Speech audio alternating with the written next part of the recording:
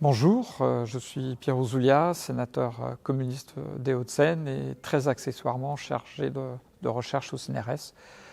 J'ai été archéologue. Vous êtes ici au Sénat où nous discuterons de la loi de programmation de la recherche jeudi et vendredi prochain, surtout vendredi dans la journée. Cette loi qui est en préparation par le gouvernement depuis longtemps, sans doute fin de l'année dernière, 2019, arrive dans un contexte très particulier qui a mis en lumière de façon très crue l'énorme difficulté de l'enseignement supérieur à faire face à la crise et à donner aux étudiants et aux étudiantes des conditions satisfaisantes de vie. Les chiffres l'indiquent, il y a environ 40% des étudiants qui vivent sous le seuil de pauvreté. Ils ont eu d'énormes difficultés à faire face à la crise pandémique, à la suite de la fermeture des restos-U, mais aussi à l'absence totale de petits boulots pour continuer à vivre. Les étudiants, on l'oublie, mais c'est 50% de salariés, ce qui est absolument énorme.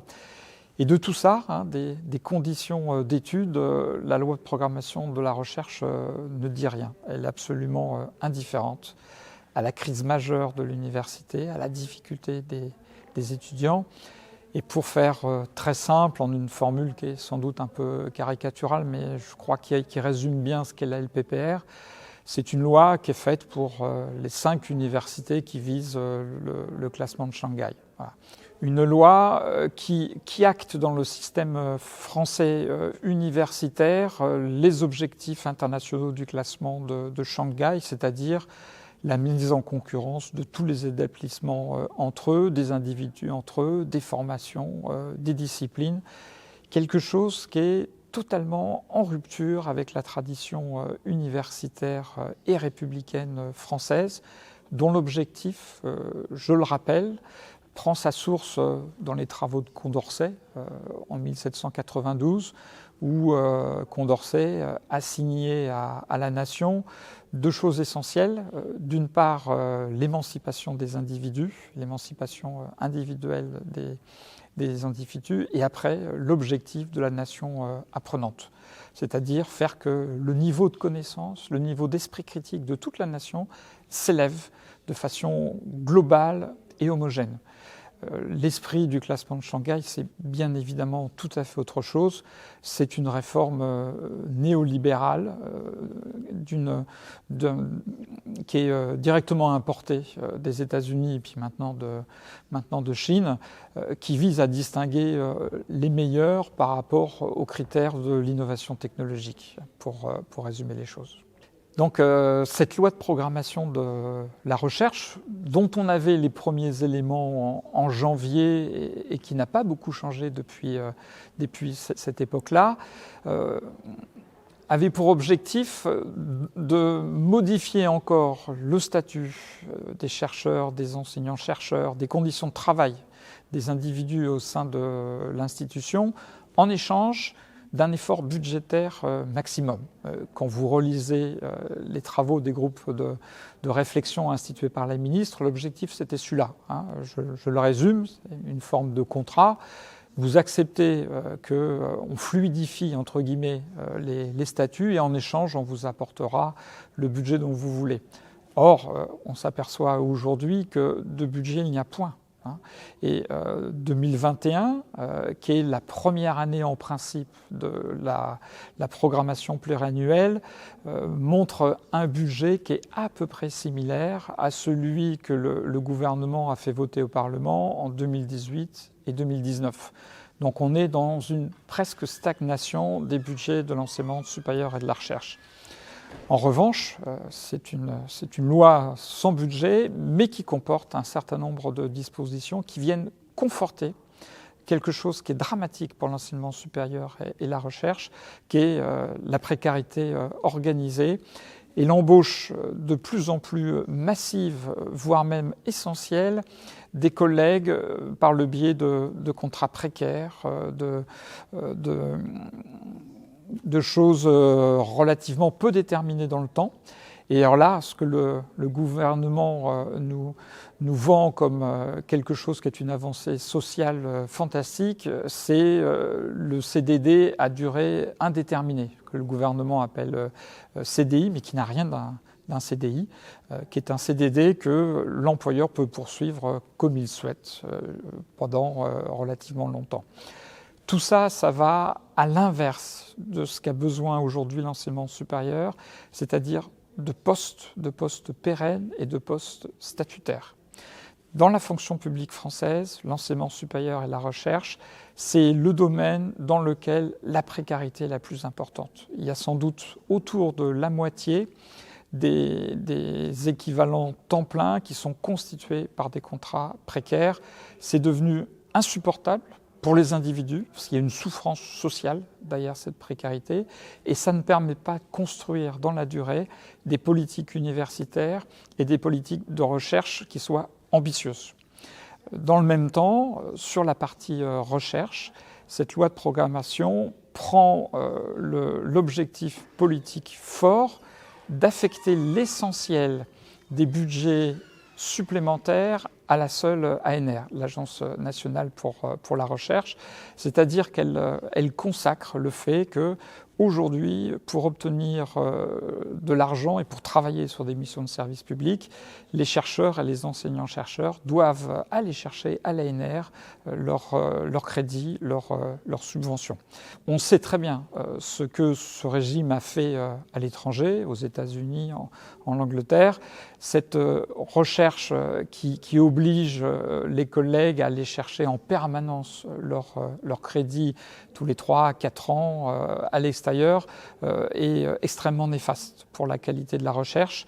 Et en plus, et j'insiste sur ce point, a pour conséquence une augmentation des méconduites scientifiques, de la triche, des publications vite fait, de la recherche de gains bibliométriques extrêmement contestables, de l'usage de revues prédatrices. Et vous avez, comme moi, suivi cet été le feuilleton des revues prédatrices avec cette fameuse revue internationale de santé qui a publié cet article sur l'utilisation de la chloroquine pour éviter les accidents de patinette électrique. Il y a malheureusement d'autres exemples dans cet acabit-là. Donc une loi qui organise une recherche uniquement sur projet, c'est une loi qui de toute façon va favoriser les méconduites scientifiques, la triche d'une certaine façon. Et il y a une forme de starification de la science qui est très préjudiciable à ce que nous portons tous, c'est-à-dire l'esprit d'équipe, la volonté que dans un laboratoire, quand une recherche est menée globalement avec une équipe, il y a des mesures internes au laboratoire qui font que certaines méconduites ne sont pas autorisées, ne sont pas acceptables. C'est toute cette régulation interne qui est réalisée par les pairs, donc par les chercheurs au sein de leur laboratoire, qui n'est plus possible avec les appels sur projet. On voit très bien que dans ce système de l'appel d'offres, alors je fais une parenthèse, mais quand vous lisez l'étude d'impact, le gouvernement nous explique que l'appel d'offres, l'ANR, c'est une façon vertueuse de distribuer les crédits. Or, on voit avec le CIR, Crédit Impôt Recherche, que là, il n'y a aucune vertu, puisqu'il y a 6,5 milliards qui sont donnés aux entreprises sans aucune contrepartie, sans aucune évaluation scientifique. Donc là, si on en croit l'étude d'impact, le CIR est absolument non vertueux. Voilà. Je ferme la parenthèse. Le fait de financer la recherche uniquement sur appel à projet fait que l'évaluation prend une importance énorme, parce que c'est l'évaluation qui permet, entre guillemets, de distinguer l'excellence, c'est-à-dire de trouver la mesure technique de la mise en concurrence des établissements les uns avec les autres. Et on comprend bien que dans ce projet politique de réforme néolibérale de l'enseignement supérieur, le HCRS, donc l'organisme qui est chargé de l'évaluation, a un rôle absolument déterminant, parce que c'est à lui qu'on va demander de distinguer les meilleurs, entre guillemets, c'est-à-dire ceux qui correspondront le mieux aux critères définis par la LPPR, c'est-à-dire, pour faire simple, les critères du classement de Shanghai. Et il n'est pas surprenant finalement qu'au moment où le Parlement débat de la loi de programmation de la recherche, l'Élysée demande au Parlement, presque manu militari, d'accepter la nomination de M. Coulon à la tête du HCRS, parce que M. Coulon l'a déclaré de façon tout à fait honnête. Il veut faire du HCRS un élément de régulation de l'enseignement supérieur et de la recherche. Le Parlement a été extrêmement choqué par la façon dont l'Élysée nous a intimé l'ordre quasiment de valider la candidature de M. Coulon. Et de façon tout à fait historique, le Sénat, de façon très forte, a refusé cette candidature, puisqu'il n'y a eu que 3 votes positifs au Sénat pour la candidature de M. Coulon, et que sur l'ensemble des 2 chambres, Sénat et Assemblée nationale, une majorité de parlementaires a refusé cette nomination. Alors la règle constitutionnelle veut que pour repousser une candidature, il faut qu'il y ait une majorité des 3/5. Il manquait 5 voix pour qu'elle soit atteinte, mais ça montre quand même l'ampleur du rejet des méthodes autoritaires de ce gouvernement pour faire accepter un certain nombre de réformes autoritaires, libérales pour réformer l'enseignement supérieur et la recherche. Le Sénat va sans doute modifier le texte. Je crains que ça soit relativement marginal parce que le cœur du sujet est budgétaire et que sur le budget, de toute façon, Bercy a décidé depuis 2017 qu'il n'y aurait pas d'argent supplémentaire pour le service public, quel qu'il soit, ni pour la santé, ni pour l'éducation, ni pour la recherche. Donc 2021, nous discutons en ce moment du budget 2021, ça sera un budget qui sera similaire à celui des années précédentes. Ça sera un budget qui, par rapport aux besoins de l'enseignement supérieur et de la recherche, sera en régression. Et par exemple, le ratio par étudiant du budget de l'État consacré à l'enseignement supérieur et à la recherche sera en baisse. Et ça fait 10 ans que le budget par individu est en baisse en France, qui est tout à fait dramatique et qui montre l'ampleur du décrochage de l'enseignement supérieur et de la recherche en France. Donc je crains malheureusement qu'à l'issue du débat au Sénat, le gouffre budgétaire qui est en train de se creuser entre notre pays et les pays riverains, Belgique, Allemagne, continue de s'accroître. Sur le reste, on aura de nouveau des mesures qui permettront une précarité accrue. Alors c'est bien évidemment pas la fin. Et après le vote de la loi, il faudra, là où nous sommes, chacun dans nos établissements, essayer de travailler pour qu'il y ait d'autres conditions de travail, pour qu'il y ait d'autres moyens à apporter à l'enseignement supérieur et de la recherche.